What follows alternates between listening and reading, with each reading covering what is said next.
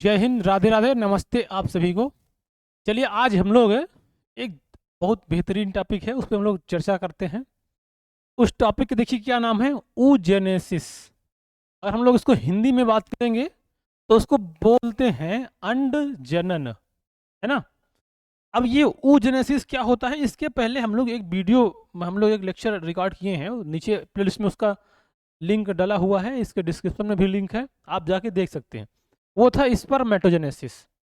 अर्थात हम लोग जो पढ़ रहे हैं ये पढ़ रहे हैं कि अंडजेनेसिस, ओ सॉरी अंड जनन या oogenesis, मिक्सिंग हो गई थी। अंड जनन या oogenesis मतलब, इसका मतलब ये जो oogenesis है इसका मतलब ये होता है कि ओवम का फॉर्मेशन। अब ओवम मतलब क्या है, ये एक प्रकार का फीमेल का गैमिट है। ये क्या है, ये फीमेल गैमिट है, किसका, ह्यूमन का, है ना। ये ह्यूमन के फीमेल का गैमिट है। इसको हिंदी में बोल सकते हैं अंड बोल सकते हैं हम ना, या इसको अंडाणु सीधा लिख सकते हैं, है ना।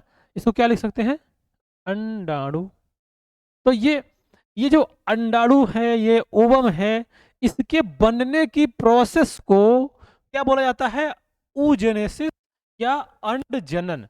मतलब हम लोग आज ये पढ़ेंगे कि ये जो ओवम है अर्थात फीमेल गैमिट यानी अंडाणु कैसे बनता है, कहाँ बनता है, कब बनता है, कितना बनता है। बात समझ आ गई, कैसे बनता है, कहाँ बनता है, कब बनता है और कितना बनता है। तो हम लोग आज इसी को समझेंगे एकदम डिटेल से, है ना। तो आप लोग फिर बढ़िया से ये बात समझ जाएंगे। चलिए, तो अब हम लोग इसको शुरू करने से पहले ये समझेंगे कि होता कहाँ पे है। पहली बात तो ये देखिए, अब ये बात है oogenesis तो होगा फीमेल में, मतलब अंडाणु कहाँ बनेगा, ह्यूमन फीमेल में। अब फीमेल में कहाँ बनता है, ओवरी में। मतलब ये जो अंड जनन है ये कहाँ होता है, ओवरी में होता है। ओवरी मतलब ये जो अब क्या होते हैं उसको बोलते हैं, जो फीमेल का मेन प्राइमरी सेक्स ऑर्गन है वो क्या होता है, ओवरी। अब ओवरी में हम देखते हैं, देखिए जैसे एग्जांपल हमने वो अगर इसका डायग्राम दिखाएं तो ये देखिए, ये ये फीमेल का रिप्रोडक्टिव पार्ट है, ये पूरा जो दिखाई दे रहा है। अब ये इधर वाली ये जो दिखाई दे रही है ये क्या है, ये है ओवरी, है ना। ये जो दिखाई दे रहा है, ये जो कलर कर दिए, ये क्या है, ओवरी। तो इस ओवरी में ही ओवम का फॉर्मेशन होता है। तो हम लोग आज इसके अंदर ओवम का फॉर्मेशन कैसे होता है उसी को समझना है। तो कहाँ होता है, ओवरी में। अब याद करिए, हम लोग जो मेल में पढ़े थे स्पर्मेटोजेनेसिस, कहाँ हुआ था, टेस्टिस में। वो क्या था, primary sex organ of male. Male का जो प्राइमरी सेक्स ऑर्गन था क्या था, मेल का टेस्टिस था। इसमें क्या होगा, ये है ओवरी। तो इस ओवरी में होगा oogenesis मतलब ओवम का फॉर्मेशन। बात समझ में आ गई ना। अब देखिए, हम लोग अब इसी के अंदर जो जो प्रोसेस से ये ओवम बनता है, पहले क्या था फिर कैसे बना, माइटोसिस कहाँ होगा, मियोसिस कहाँ होगा, उसी प्रोसेस को हमको आज समझना है एकदम बढ़िया डिटेल से। ठीक है, तो हम लोग शुरू करेंगे अब। यहाँ पे इसको कुछ नॉलेज, एक बेसिक नॉलेज हम लोग पहले समझेंगे कि पहली इसे कुछ कुछ बेसिक आइडियाज, मतलब एक प्रकार से कह लीजिए नॉलेज, इसमें क्या क्या चीज़ होती है उसको थोड़ा सा समझेंगे। उसके बाद तब आप समझेंगे। देखिए अब यहाँ पे लिखा है, यहाँ पे oogenesis की प्रोसेस, ये देखिए यहाँ पे ये कहाँ पे होता है। पहली बात तो ये मतलब फीमेल में मेच्योर गैमिट बनने की जो प्रोसेस है उसी को बोला जाता है oogenesis। अब ये देखिए, इसमें एक बहुत अच्छा पॉइंट है, ये एम्ब्रियोनिक स्टेज में शुरू हो जाता है। देखिए यहाँ पे जो स्पर्म था, जो वहां पे स्पर्म का फॉर्मेशन था, वो एज ऑफ प्यूबर्टी आने के बाद बनना शुरू होता है। और यहाँ पे जो ओवम का फॉर्मेशन होता है, जब कोई भी गर्ल्स मदर के गर्भाशय मतलब यूटेरस में रहेंगी, अर्थात एम्ब्रियोनिक स्टेज में, भ्रूण अवस्था में, उसी समय ओवम का फॉर्मेशन होना शुरू हो जाएगा। मतलब उसकी प्रोसेस जो होती है oogenesis की, वो शुरू हो जाती है। तो मेल में ऐसा नहीं था, एज ऑफ प्यूबर्टी आने के बाद हुआ करता था। इसमें क्या था, पहले से ही जब वो बेबी गर्ल्स जो है, जब मम्मी के पेट में रहेगी अर्थात गर्भाशय में रहेंगी, तभी से उनके अंदर oogenesis की प्रोसेस शुरू हो जाता है। फिर उसके बाद क्या होता है कि वो बाद में जब उसका डिलीवरी हो जाती है तो वो क्या होता है, रुक जाता है। और जब उसकी एज ऑफ प्यूबर्टी आती है तो फिर से बनना स्टार्ट हो जाता है। और उसके बाद फिर से वो 55 साल तक, लगभग 50 से 55 साल तक जाके फिर से रुक जाता है। तो मेल में ऐसा नहीं था, मेल में प्यूबर्टी के बाद स्टार्ट हुआ और कंटिन्यूअस चलता गया, उसके मरते दम तक बनेगा, मतलब स्पर्म की कोई कमी नहीं, भरा है, मतलब जो मेल गैमेट उसकी कोई कमी नहीं। बात समझ आ रही है? और केवल ओवम ही ऐसा है जो कि हमेशा नहीं बनता, एक बार बनेगा, फिर उसका कुछ दिन के लिए प्रोसेस रुक जाएगी, उसके बाद फिर से बनना शुरू होगा, फिर से कुछ दिन बाद रुक जाएगी। बात समझ गए? तो हम लोग आज वही सारा डिटेल आज इसमें पढ़ने वाले हैं, है ना। तो अब देखिए, अब जिस समय वो एम्ब्रियोनिक स्टेज में रहता है तो उस समय ही कुछ मिलियन इसके स्पर्म बनने, मतलब ओवम बनने की प्रोसेस शुरू हो जाती है। ठीक है, तो अब ये जो कुछ लिखा है, इन सब लिखी हुई बातों को हम यहाँ पे समझेंगे। एक डायग्राम हमने डायग्राम लेके आए हैं। देखिए इस डायग्राम में, देखिए ये डायग्राम कुछ नहीं है, ये डायग्राम ओवरी को काट के उसका सेक्शन दिखाया गया है, क्योंकि हम लोग ये बात समझे थे हमको कहाँ पे बात करना है, ये ओवरी के अंदर। तो इसी को काट के इसके अंदर क्या क्या हो रहा है उसी को बताना है। बात समझ में आ रही है? उसी को समझना है कि वो कैसे ओवम बनेगा। जो लोग जानते होंगे थोड़ा सा उनको ऐसा लगता होगा कि बहुत आराम बता रहे हैं, लेकिन बहुत सारे लोग ऐसे भी हैं कि उनको समझना है बेसिक से, तो भैया उनके लिए भी है जो आराम से समझना चाहते हैं। तो जो लोग जानते हैं थोड़ा सा धैर्य बनाइए, पुरानी बातों को बर्दाश्त करना सीखिए, है ना, बहुत जल्दीबाजी में मत रहिए। ठीक है, चलिए तो हम लोग आते हैं अब, इसको क्या करेंगे, इसको काट देंगे, और इसको काटने के बाद इसके अंदर क्या क्या हो रहा है, कैसे ओवम बनेगा वो समझेंगे। समझ गए? चलिए यहाँ पे आते हैं। देखिए हमने इसको क्या कर दिया, काट दिया। अब ये क्या है, ये एक ओवरी है।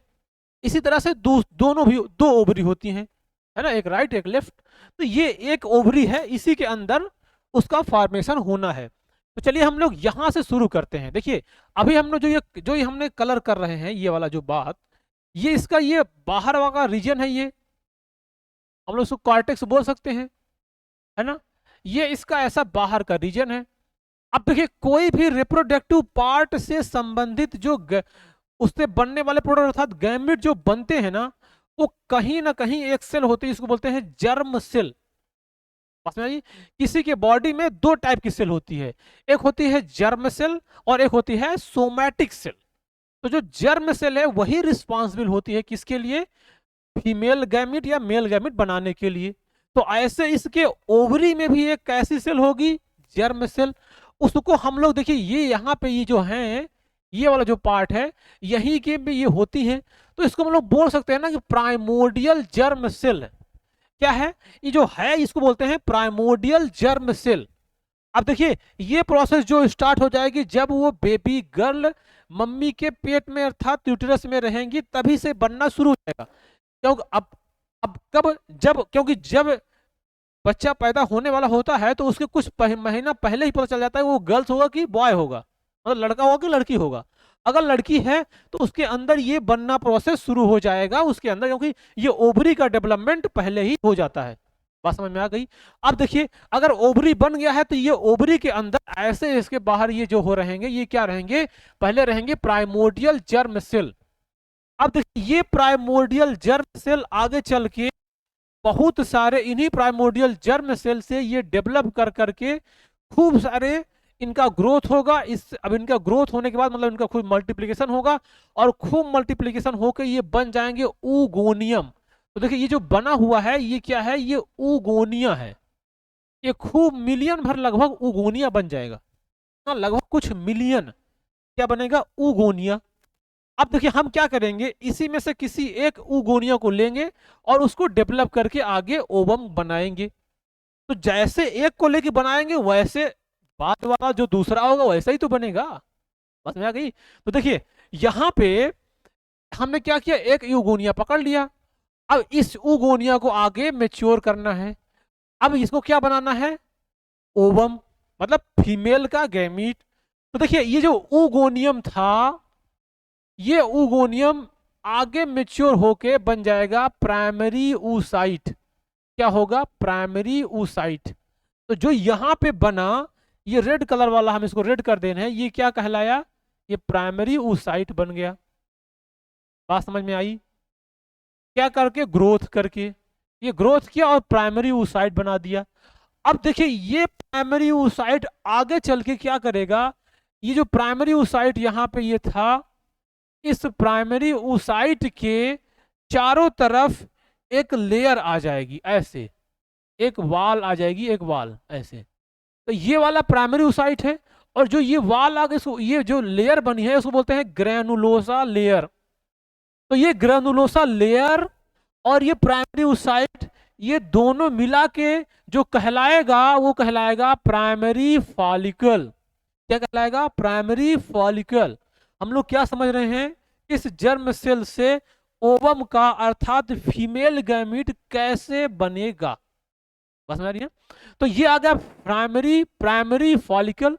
अब देखिए ये जो प्राइमरी फॉलिकल है, ये आगे चल के इसके अंदर ये जो प्राइमरी oocyte था ये कन्वर्ट हो जाएगा सेकेंडरी oocyte में। इसमें ये जो रेड कलर का था अब ये कहलाने लग जाएगा सेकेंडरी oocyte। इसका कलर थोड़ा सा चेंज कर दें तो ये कहलाएगा क्या, ये आप मान लीजिए यही वाला हो गया सेकेंडरी oocyte। और जो ये जो वाल थी ग्रेनुलोसा लेयर, ये डिवाइड होके दो वाल में बन जाएगी, इसका दो लेयर बन जाएगा। अब देखिए इसका एक लेयर ये बाहर आ गया, ये एक लेयर इसका बाहर बन गया, और इसका दूसरा लेयर इसके नीचे बन गया, ये जो उसको रेड कलर से कर दे रहे हैं। तो जो ये बाहर वाला लेयर है ये कहलाएगा आउटर थीका, और जो ये इनर वाला लेयर है वो कहलाएगा इनर थीका, और ये जो प्राइमरी oocyte थी ये कहलाएगी सेकेंडरी oocyte। अब ये सारा सिस्टम मिला के कहला जाएगा सेकेंडरी फॉलिकल। बस में आ रही, ये क्या कहलाएगा? Secondary follicle. अब ये सेकेंडरी फॉलिकल आगे फिर से डेवलप होगा, और देखिए ये जो दोनों लेयर थी ये आउटर थीका इनर थीका, अब ये जो लेयर है ये तो बनी रहेगी, ये दोनों लेयर ऐसे कंटिन्यू रहेगी। ये इनर वाली मान ली, ये बाहर वाली इधर, ये मान लीजिए वाली लेयर है, और ये वाली अंदर वाली लेयर है, ये वाली। अब इसमें और इसमें अंतर क्या होगा कि कुछ ज्यादा इसे पोलराइज हो जाएगा कह लीजिए। मतलब यहाँ पे क्या था, सेकेंडरी oocyte सेंटर में था, और यहाँ क्या होगा, एक तरफ झुक जाएगा। तो जब ये देखिए ये सेकेंडरी oocyte यहाँ पे आ गया, ये यहाँ पे आ गया क्या, सेकेंडरी oocyte, और ये हो गया व्हाइट वाली आउटर थीका, ये हो गई इनर थीका, और यहाँ पे कुछ स्पेस दिखाई देने लग गया। इस स्पेस को बोलते हैं एंट्रम। क्या बोलते हैं उसको? एंट्रम। अब देखिए ये जो बना ये तो था प्राइमरी सेकेंडरी फॉलिकल, और जब इसके बाद चेंज हो गया तो ये क्या कहलाया, ये कहलाया टर्सरी फॉलिकल। बात समझ आ रही है? अब ये टर्सरी फॉलिकल में क्या देखने को मिला, एंट्रम। यहां पे एंट्रम देखने को नहीं मिला था। अब देखिए ये टर्सरी फॉलिकल आगे फिर से मेच्योर होगा, और ये जो बाहर की जो वाल थी दोनों आउटर थीका इनर थीका, ये कन्वर्ट हो जाएगी, ये जो वाल है ये कहलाएगी ग्रेनुलोसा, सॉरी ये कहलाएगी जोना पेलुसिडा। जो ये वाल है ये पूरा वाल जो बाहर बन जाएगी इसके, यहाँ दूसरा कलर बनाते हैं व्हाइट से ही, देखिए ये जो वाल है ये कहलाएगी, बाकी तो प्रोसीजर यही वाला है, बस ये वाल क्या कहलाने लग जाएगी, ये जो जोना पेलुसिडा बोला जाएगा। अब इसके अंदर यहाँ पे क्या है, ये है सेकेंडरी oocyte, यहाँ क्या है, ये है सेकेंडरी oocyte। समझ में आ रहा है ना? ये क्या होगा सेकेंडरी oocyte। अब ये तो थी टर्सरी फॉलिकल, समझ। अब ये जब इसके अंदर बाहर की लेयर ग्रेनुलोसा जोना पेलुसिडा हो जाएगी तो इसको हम लोग बोलेंगे ग्रेफियन फॉलिकल। मतलब टर्सरी फॉलिकल से क्या बन जाएगी, ग्रेफियन फॉलिकल। अब ये ग्रेफियन फॉलिकल कहलाएगी मेच्योर फॉलिकल। क्या कहलाएगी, मेच्योर फॉलिकल। बस में आ गई। अब ये मेच्योर फॉलिकल में अब ये समय आ गया है कि इसके अंदर जो सेकेंडरी oocyte था, मतलब यही सेकेंडरी oocyte यही मेन फीमेल का गैमीट है, तो ये सेकेंडरी oocyte अब यहां से ये जो ग्रेफियन फॉलिकल है ये रप्चर हो जाएगी, और इससे ओवम के फॉर्म में सेकेंडरी oocyte, देखिए यहाँ पे ये रप्चर हो गया, और ये जो बाहर ये सेकेंडरी oocyte था ये बाहर निकल गया। अब यही को हम लोग ओवम बोल सकते हैं, लेकिन एक्चुअली में ये क्या है, ये सेकेंडरी oocyte है। ये एक्चुअली में क्या है, ये है सेकेंडरी oocyte। ठीक है। अब देखिए ये सेकेंडरी oocyte जब निकल गया तो ये एक ओवम बन गया, यही मेन फीमेल का गैमिट है। अब इसी का फ्यूजन होना होता है। अब उसके बाद देखिए जो ये बचा, इसके निकलने के बाद जो खाली ग्रेफियन फॉलिकल बचा, ये आगे चल के ये फिर से मिलके ऐसा बन गया, और इसको हम लोग बोलेंगे कार्पस ल्यूटियम। क्या बोलेंगे इसको हम लोग? Corpus luteum. तो ये देखिए अब यहां पे आके मेन मेल गैमिट बना है, और ये प्रोसीजर से आके बना। बात समझ गए? तो ओवरी के अंदर ये कैसे बनता है? इस तरह से।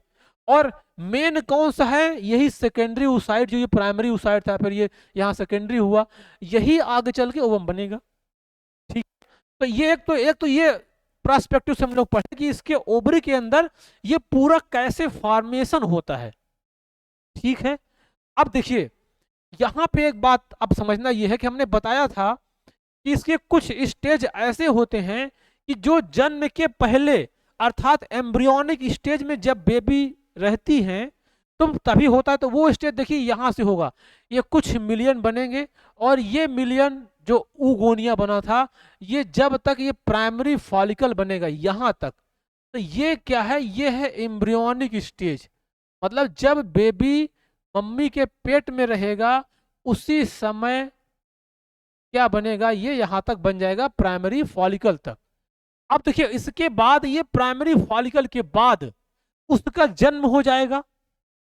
अब इसके बाद जैसे जन्म होगा तब ये जो बने हैं ये कुछ मिलियन, ये उतने पे अरेस्ट हो जाएंगे। अब इसका यहां से बाकी का डेवलपमेंट अब वो रुक जाएगा। अब देखिए उसका जन्म हो गया, अब वो लड़की 1 साल को हुई, 2 साल को हुई, 3 साल, 4 साल, 10 साल, जब उसकी एज ऑफ प्यूबर्टी आ जाएगी तब इसके बाद की प्रोसेस शुरू होगी यहां से लेके यहां तक। बात समझ में आई? तो अब वो भी एज ऑफ प्यूबर्टी आने के बाद, एज ऑफ प्यूबर्टी क्या है फीमेल में? 10 से 12 माना गया है ना? तो अब 10 से 12 साल बाद ये अब फिर से डेवलप होना शुरू होगा, और वो फिर जाके ये ओवम रिलीज होगा। बात समझ आ गई? तब से बनना स्टार्ट होगा। अब देखिए ये प्रोसेस होने में, मतलब ये एक बार जो oogenesis होती है, ये प्रोसेस जो होता है, तो ये लगभग इनमें 28 दिन लगता है, 28 से 29 दिन, जिसको हम लोग बोलते हैं मेस्ट्रुअल साइकिल। तो अब ये जो लगता है 28 से 29 दिन, ये 28 से 29 दिन में एक बार उस सेकेंडरी oocyte के साथ एक ओवम बनेगा। मतलब फीमेल में जो ओवम बनते हैं वो 28 से 29 दिन में एक बार बनते हैं। अब यहाँ पे थोड़ा सा एक बात और समझ लीजिए कि ये जो यहाँ तक था एम्ब्रियोनिक स्टेज के पहले, तो ये जो बना था नहीं तो कुछ मिलियन थे, लेकिन जब ये जन्म हो जाएगा तो जब एज ऑफ प्यूबर्टी आएगी, मतलब 10 साल तक, उसके बीच में जो ये बने थे वो धीरे धीरे डीजेनरेट होने लग जाएंगे। क्या? ये जो प्राइमरी फॉलिकल है, और ये प्राइमरी फॉलिकल डीजेनरेट होते होते जब उसकी एज ऑफ प्यूबर्टी आएगी तो कुल कितना बचेगा? केवल और केवल 60 से 80 हजार इतना रह जाएगा। मतलब यहाँ पे कितना मिलियन भर बनना शुरू हुए थे, और ये भी मिलियन थे, लेकिन जब उसका जन्म हो गया तब उसके जो मिलियन थे ये प्राइमरी oocyte यानी प्राइमरी फॉलिकल डीजेनरेट होने लग गए, और वो डीजेनरेट हो गए, कितना बचेंगे? एज ऑफ प्यूबर्टी आते आते 60 से 80 हजार के बीच में। बात समझ में आ गई? अब उसके देखिए जन्म प्यूबर्टी के बाद, अब एक भी, मतलब प्यूबर्टी क्या कहिए, जन्म के बाद, मतलब एक भी ऊगोनियम एक्स्ट्रा होने वाला नहीं है, जितना था उतना ही रहेगा, बल्कि कम भी हो गया है, 60 से 80 हजार पहुंच जाएगा। अब देखिए मेल में क्या है? मेल में कोई कमी नहीं है ना, स्पर्म की कोई कमी नहीं, इसीलिए मम्मी की कीमत ज्यादा होती है। समझ गए ना? मम्मी की कीमत क्यों ज्यादा होती है? महीने में एक ओवम मैच्योर होते हैं, समझ गए? और और वो भी कितनी सारी प्रोसीजर से। और मेल में स्पर्म पर डे कितना बनता है? 120 मिलियन स्पर्म, लेकिन देखिए इसमें 28 दिन में एक ओवम। बात समझ गए? तब ऐसी माँ होती है। बात समझे? अब देखिए अब इसके बाद ये जब डेवलप होगा तब जाके ये ओवम बनेगा। तो ये एक पर्सपेक्टिव ऐसा हो गया कि ओवरी के अंदर ये कैसे बना।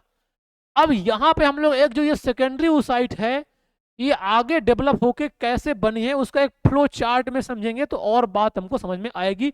वहां पे हम लोग ये बात समझ पाएंगे कि यहाँ पे कब मियोसिस हुआ, कब माइटोसिस, कब कब ये आगे डेवलप होके क्या बन गया, और ये एक उगोनिया थी, एक उगोनियम से कितने ओवम बनेंगे, ये भी बात समझेंगे। तो अब देखिए इसके लिए हम लोग एक फ्लो चार्ट हम लेके आए हैं, उस फ्लो चार्ट से आपको ये बात समझ में आएगी। यहाँ पे देखिए ये है, हमने क्या किया, हमने हमने क्या बताया कि सबसे ऊपर क्या रहेगा, प्राइमोर्डियल जर्म सेल। ये प्राइमोर्डियल जर्म सेल का क्या होगा, इनका होगा मल्टीप्लीकेशन। मतलब जैसे मान ली हमने कहा कि यहाँ पे एक प्राइमोर्डियल जर्म सेल थी, ध्यान समझिए, यहाँ पे क्या था, एक प्राइमोर्डियल, ये प्राइमोर्डियल एक जर्म सेल थी, ये वाली। अब ये प्राइमोर्डियल जर्म सेल खूब ज्यादा मल्टीप्लिकेशन किया, बहुत ज्यादा अपने आप को मल्टीप्लाई किया, और मल्टीप्लिकेशन करके क्या बना दिया, बहुत सारा उगोनिया, मतलब कुछ मिलियन भर ये उगोनिया बना दिया। अब ये जो उगोनिया बना, हम इसी में से किसी एक उगोनिया को लेके आगे डेवलप कर लेंगे, और वही जो डेवलप करेंगे तो वही ओवम बन जाएगा मेरा। तो जैसे एक से बनेगा वैसे सबसे बनेगा। मर रहे हो ना विनोद? चलो अब देखो, अब ये जो उगोनिया है, इस एगोनिया को हम पकड़े और इसका क्या बना दिए। देखिए यहां से तो जब यहां बना था उगोनिया तो क्या हुआ था, मल्टीप्लिकेशन, मतलब बहुत सारा स्टेज बना था।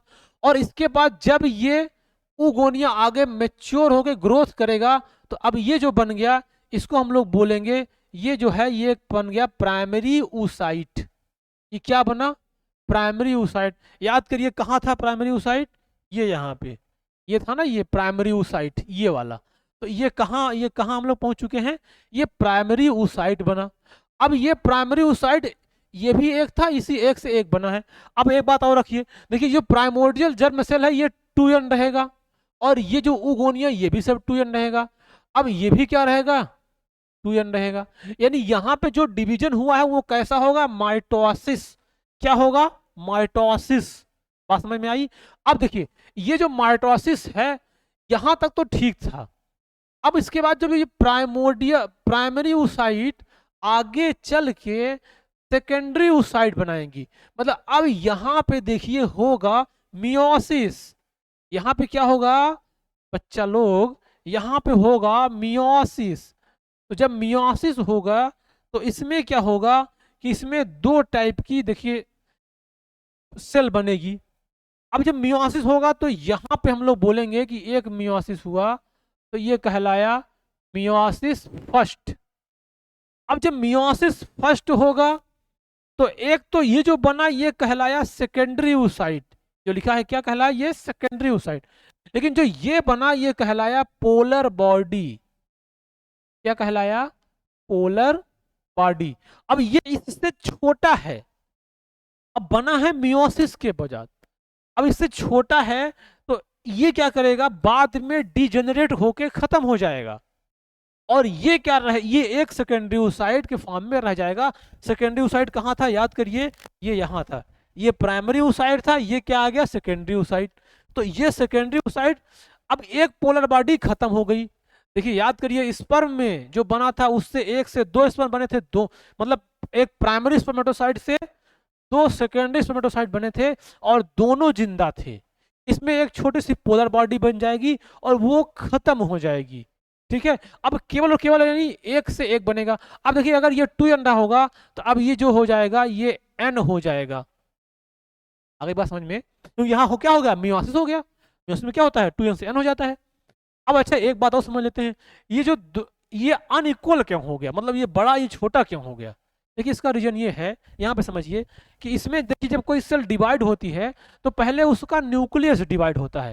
यानी जब इसका सेल डिवाइड होना है दो, तो पहले इसकी न्यूक्लियस यहाँ पे डिवाइड होके, ऐसे समझिए, पहले इसकी न्यूक्लियस डिवाइड होके दो बन जाएगा ऐसे, ये न्यूक्लियस दो डिवाइड हो गया। अब जो न्यूक्लियस दो डिवाइड हुआ है ना, देखिए ये ऐसे दो हो गया। अब तो इसको एक्चुअली बोलते हैं, जो न्यूक्लियस बोलते हैं उसको क्या बोलते हैं, कैरियोकाइनेसिस। कैरियोकाइनेसिस है ना, इसको क्या बोलते हैं, कैरियोकाइनेसिस, KARY ऐसे, इसको बोलते हैं कैरियो, मतलब इसको केंद्रक डिवाइड होगा। तो जब केंद्र डिवाइड हुआ तो कैरियोकाइनेसिस बोला गया। अब इसके बाद देखिए, अब इसके बाद जो ये डिवाइड हुआ तो ये तो इक्वल ही था, मतलब आधा न्यूक्लियस इधर आधा न्यूक्लियस इधर।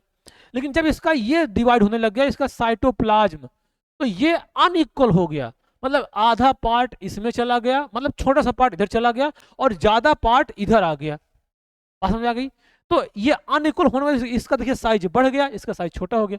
तो ये वही वाला बात यहाँ पे था कि यहाँ पे एक तो इक्वल हुआ, दोबारा क्या हो गया, अनइक्वल, तो इसलिए इसका छोटा रह गया और वो बाद में डिस्ट्रॉय हो गया। अब देखिए उसके बाद क्या होगा, उसके बाद ये जो सेकेंडरी ओसाइट है इसमें फिर से मियोसिस होगा, और जब फिर से मियोसिस होगा तो इसमें देखिए ये बन जाएगा, मान लो इसमें मियोसिस करा दिए फिर से, तो ये था मियोसिस फर्स्ट और ये वाला होगा मियोसिस सेकेंड। तो अब इसमें फिर से एक छोटा बन जाएगा और एक बड़ा बन जाएगा। तो अब ये जो सेकेंडरी ओसाइट था, ये सेकेंडरी ओसाइट में दोबारा मियोसिस हुआ, तो ये जो बना, ये एक्चुअली इसको हम लोग बोलेंगे ओवम। यही मेन फीमेल का गैमिट है। लेकिन ये जो फीमेल गैमिट है ना, इसको एक्चुअली हमारी एनसीईआरटी कहती है ये ऊट है, इसका जो ये जो न्यूक्लियस है ये ऊटिड कहलाता है, इसको लोग ये समझ सकते हैं। अब देखिए ये वाला बना था पोलर बॉडी फर्स्ट, और जो ये वाला बनेगा ये बनेगा पोलर बॉडी सेकेंड। डिजेनरेट ये भी हो जाएगा, डिजेनरेट ये भी हो जाएगा। समझ में आ गई? तो देखिए देखा है तो एक प्राइमरी oocyte से एक ही सेकेंडरी oocyte और एक सेकेंडरी oocyte से एक ही ओवम। ऐसा स्पर्म में नहीं था, उसमें एक स्पर्मेटोसाइट से दो सेकेंडरी स्पर्मेटोसाइट और दो सेकेंडरी स्पर्मेटोसाइट से 4 स्पर्मेटिड बना था। बस में यार ये वैसे ही बेचारा एक दिन में मतलब 28 दिन में एक बनता है, वो भी देख लीजिए एक से एक ही बन रहा है। स्पर्म एक 120 मिलियन बनता है और पर डे बनता है, मतलब कोई कमी नहीं है। ठीक है, उसका खैर रीजन है, अभी हम लोग समझेंगे उसको, अन्यथा मत लीजिएगा। ठीक है, अब देखिए यहां पे एक बात और समझना है, जो यहां से लेके यहां तक प्रोसेस हुआ हमने बताया ये जन्म के पहले, यानी ये बिफोर बर्थ हुआ था, जब वो एम्ब्रियोनिक स्टेज में था। उसके बाद इसमें इसका डिवीजन अरेस्ट हो गया कि मतलब अब डिवाइड मत करना, जब ये मेच्योर हो जाएगी तब डिवाइड करना शुरू करना। अब इसके बाद देखिए ये प्रोसेस यहां से यहां तक एज ऑफ प्यूबर्टी आने के बाद शुरू होगा। लेकिन ये जो सेकेंडरी oocyte है, जब ये ओवम बनेगा अर्थात ये ऊटिड बनेगा, तो ये क्या होता है, ये स्पर्म के पेनिट्रेशन के बाद बनता है। मतलब एक मियोसिस तो पहले बनेगा स्पर्म के पेनिट्रेशन के पहले, और एक मियोसिस स्पर्म पेनिट्रेशन के बाद होगा। यानी जब देखिए फर्टिलाइजेशन होना होता है, तो जब स्पर्म ओवम के पास आएगा, तब जैसे ओवम के अंदर एंट्री करेगा तो ये जो सेकेंडरी oocyte थी तब इसमें मियोसिस होकर बना देगा ओवम, और उस समय दूसरी पोलर बॉडी बनेगी। तो इस पे क्वेश्चन बन सकता है कि एक पोलर बॉडी फर्टिलाइजेशन के पहले और एक पोलर बॉडी फर्टिलाइजेशन के बाद बनती है। बात समझ गए? इतना सारे ये सारे डिफरेंस देखने को मिलेगा स्पर्मेटोजेनेसिस से और oogenesis से, और ये ऐसा होगा और ये फाइनली क्या बन जाएगा, ओवम। बात समझ में आ गई? तो ये कुल मिला के जो ओवम बनने की प्रोसीजर है ये ऐसे है, इस तरह से इसमें ओवम का फॉर्मेशन फीमेल में होते हैं। ठीक है, अब एक बात और यहाँ पे देखिए, यहाँ पे एक डायग्राम जो दिखा है ये वाला, ये एक इधर की ओवरी है, एक इधर की ओवरी है। अब इसमें क्या होता है ना कि हर मंथ, मतलब ये अगर 28 से, अगर हम लोग बात करेंगे ये 28 से 29 दिन का है, अगर ये क्या है 28 से 29 दिन होता है लगभग एक साइकिल कंप्लीट होने, मतलब एक बार ओवम बनने में, तो ये लगभग 1 महीना हो गया मोटा मोटा। तो एक बार ओवम यहाँ से ऐसे रिलीज होके ऐसे जाएगा, मतलब एक बार ओवम ऐसे जाएगा, 1 महीने इधर से और 1 महीने इधर से, मतलब ये अल्टरनेट मंथ में सभी दोनों ओवरी से ओवम मेच्योर होके ऐसे यहाँ पे जाते रहते हैं, और अगर फर्टिलाइजेशन हो गया तो ठीक है, नहीं हुआ तो डिस्ट्रॉय हो जाएगा। ठीक है, ये बात हो गई। तो इस तरह से इस ओवरी के अंदर ओवम का फॉर्मेशन होता है। तो आई थिंक आप लोग इसको अब समझ गए होंगे अच्छी तरह से कि ओवम का फॉर्मेशन कहाँ पे होता है। एक बात थोड़ा सा अगर हम लोग पढ़ ही लिए हैं दोनों बात, स्पर्मेटोजेनेसिस और oogenesis अगर पढ़ ही लिए हैं, तो थोड़ा सा अंतर क्यों ना समझ लें, कि हालांकि हम लोग और अंतर डिस्कस कर ही लिए हैं, बस कुछ और बातें हैं जिसको हम लोग समझेंगे। ये देखिए डिफरेंस है कुछ, ये कुछ क्या है, ये डिफरेंस है स्पर्मेटोजेनेसिस अर्थात स्पर्म के बनने में और ओवम oogenesis में क्या डिफरेंस है। तो पहली बात तो ये कहाँ होता है, टेस्टिस में, और ये कहाँ होता है, oogenesis कहाँ होता है, ओवरी में। इनका क्या है, ये लिमिटेड ग्रोथ फेज है। मतलब ये लिमिटेड ग्रोथ फेज मतलब ये एक्चुअली इसका कहना ये है कि जो प्यूबर्टी आने के बाद मतलब ये शुरू हो गए, और ये इसमें क्या हो गया, ये इला और ये कंटिन्यू चलेगा, है ना। अब इसमें क्या होगा, ये इलाबोरेट ग्रोथ फेज मतलब एक बार शुरू होगा, फिर बंद हो जाएगा, फिर शुरू होगा, फिर बंद हो जाएगा। बात समझ में आ गई। अब अब यहाँ पे देखिए, ईच प्राइमरी oocyte से 4 स्पर्म बन रहे थे, और यहाँ पे देखिए एक प्राइमरी oocyte, यहाँ क्या है, प्राइमरी स्पर्मेटोसाइट से 4 स्पर्म बन रहे थे। अब यहाँ से एक प्राइमरी oocyte से केवल और केवल एक ही ओवम बन रहे हैं, एक ये डिफरेंस हो गया। अब इसमें देखिए पोलर बॉडी नहीं बन रही है, और इसमें क्या होगी, पोलर बॉडी का फॉर्मेशन होगा। ये प्यूबर्टी से स्टार्ट होगा और कहाँ तक चलेगा, जब तक उसकी डेथ नहीं हो जाएगी। इसमें फॉर्मेशन हमेशा होता है, बस एक मोर्टेलिटी थोड़ा कम हो जाएगी। और ये क्या होगा, एक बार स्टार्ट होगी मेनोसेम में, फिर सस्पेंड मतलब रुक जाएगी, फिर उसके बाद प्यूबर्टी आएगी, फिर से स्टार्ट होगी, और फिर एज ऑफ 50 मतलब आते आते ये फिर से बंद हो जाएगी। तो ये कुछ डिफरेंस भी हो गया आपके स्पर्मेटोजेनेसिस में और oogenesis में। तो हम लोग का ये oogenesis की जो सारी प्रोसेस थी ये खत्म हो गई है। हम लोग स्पर्मेटोजेनेसिस का भी प्रोसेस पढ़े हैं, नीचे डिस्क्रिप्शन में उसका लिंक डाला है, ऊपर आपके आइकन में भी दिख रहा होगा। अगर आप चाहते हैं देखना तो आप जाके नीचे देख सकते हैं और अच्छी तरह से समझ सकते हैं। ठीक है। अब जब कोई क्वेश्चन बनाएगा तो आपको इसमें कोई दिक्कत वाली बात नहीं आएगी, आप इसको सारा क्वेश्चन कर लेंगे। अगर मान लीजिए पूछेगा, मान लीजिए एक प्राइमरी oocyte से कितने सेकेंडरी oocyte बनेंगे, तो एक ही बनेगा, क्योंकि एक तो पोलर बॉडी बन जा रही है, तो एक से कितने ऊतक यानी ओवम बनेगा, तो वो भी एक बनेगा। तो चाहे इससे जितना कहिए एक से एक ही बनेगा, क्योंकि एक पोलर बॉडी बनेगी वो डिस्ट्रॉय हो जाएगी। बात समझ में आ गई। तो ये हम लोग का आज का ये टॉपिक यहीं पे ख़त्म करते हैं, और ये उम्मीद करते हैं कि आपको बहुत अच्छी तरह से ये बात समझ में आ गया होगा। और ये कैसा लेक्चर लगा आप लोग कमेंट में ज़रूर बताइएगा नीचे, जो भी होगा, है ना, सजेशन। तो ठीक है, हम लोग फिर इसके बाद फिर से किसी नेक्स्ट टॉपिक में मिलेंगे। हो सकता है सब कोई अगला टॉपिक जैसे हो सकता है फर्टिलाइजेशन हो, हम लोग कुछ उस पर छोटा छोटा बात कर लेंगे, है ना। तो जितने कॉन्सेप्ट हम लोग क्लियर कर लेंगे, है ना, जो हम लोग जैसे क्लास में चलता जाएगा, छोटा छोटा कॉन्सेप्ट भी क्लियर करते चलेंगे। ठीक है।